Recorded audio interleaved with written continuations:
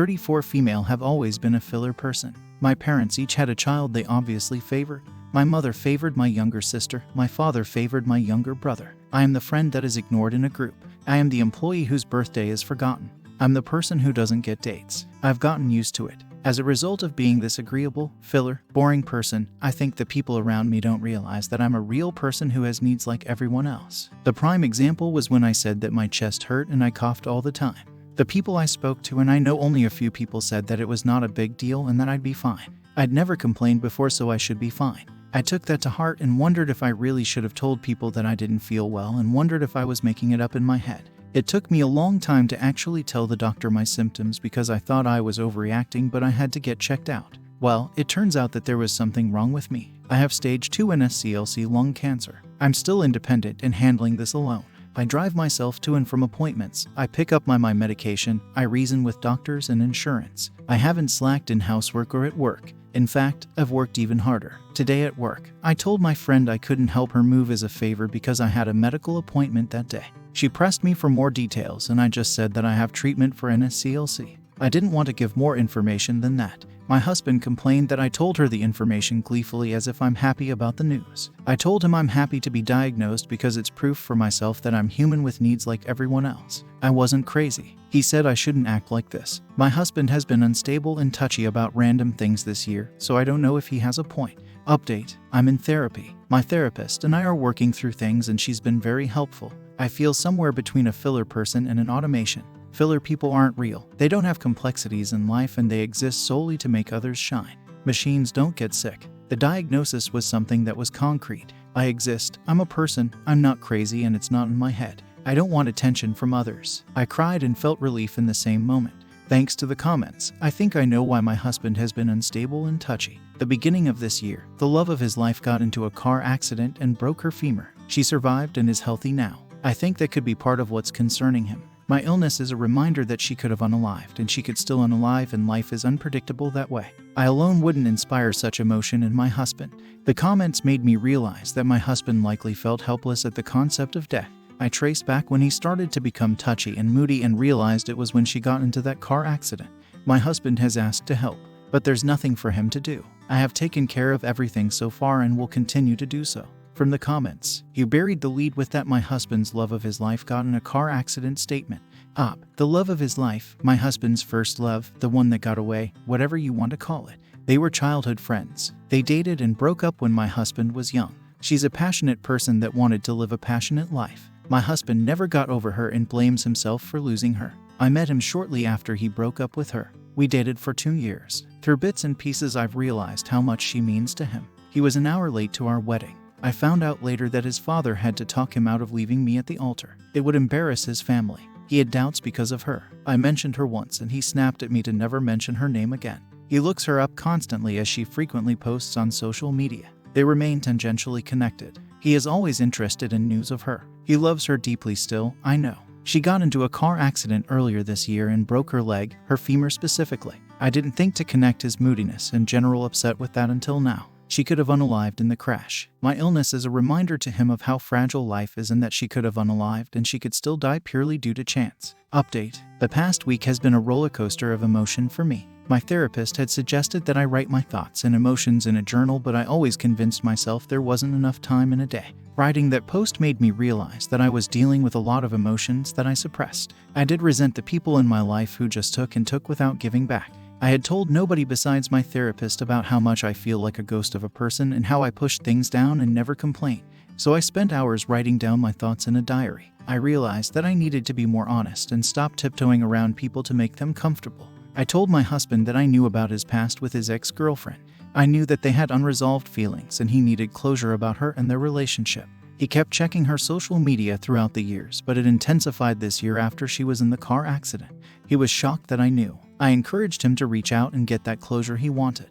We had a good conversation. He hugged me and reached out to her pretty much immediately. I think he was waiting for that push from someone. He was so happy after the conversations they had. He was glowing. She's apparently coming to our city in a month and they'll meet in person. He's been more affectionate and genuinely lighter, like there's a weight off his chest. I went through the motions of life. I started ignoring calls from my parents. I didn't want to help out anymore. I was too tired. My mom called and said I was being arrogant and moving away from family before asking me to help with something.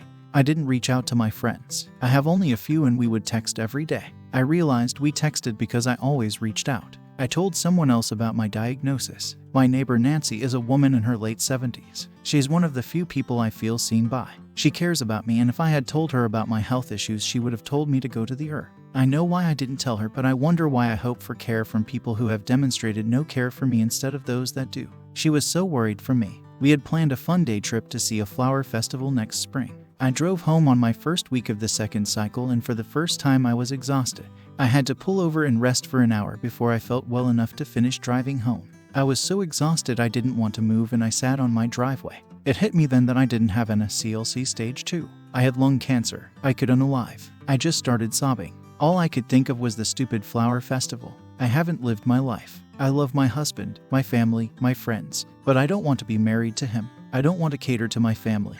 And I'm tired of my friends. I want to live. I want to be well enough to drive and see the flower festival with Nancy. It's only been a week and a half of change, and my emotions have gone from low to really high and back low. I've been dreaming of my life after I beat cancer and leave my husband and friends. I don't even know if I can stick with it, but I am determined to be strong. My therapist says change from within can start small or big. She's proud of me and thinks I can get through this. Story 2. AITA for refusing to pay for my girlfriend's plane ticket after she decided to stay longer on her trip without me. So, here's the deal. My girlfriend, 27, female of 2 years, and I planned a 2-week vacation to Italy. I, 28, male, paid for the flights, hotels, everything, because I make more than she does, and I wanted it to be a stress-free trip for both of us. Everything was great until the last day when she tells me she wants to stay longer to find herself and think about our relationship without me. She didn't discuss this with me beforehand, and it completely blindsided me. I was hurt and told her that if she feels she needs time alone, then she should also be independent financially during this extension of her trip.